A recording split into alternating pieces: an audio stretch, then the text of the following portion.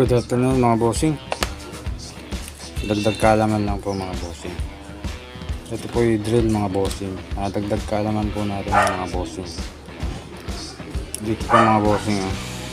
Ito po nagka-carbon.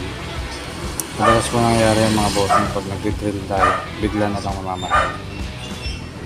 Ito po yung isa sa dahilan kung bakit biglang namamatay yung drill mga bossing.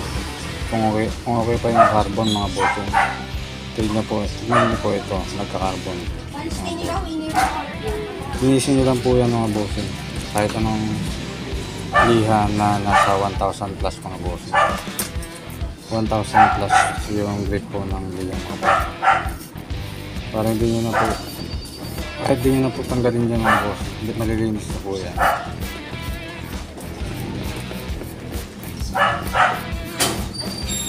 Yan mga bossing.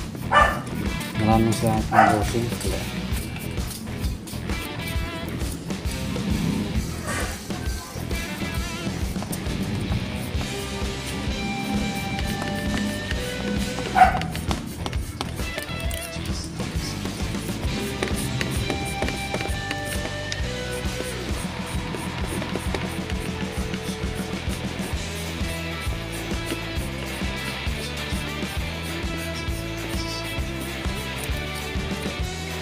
Yan mga bossing, malinis na.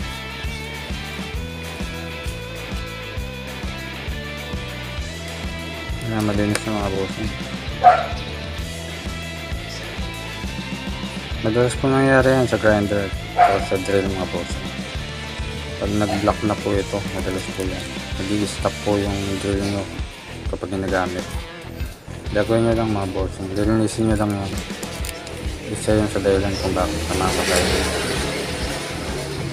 Maraming salamat mga bossing. Subscribe po sa aming channel. Salamat.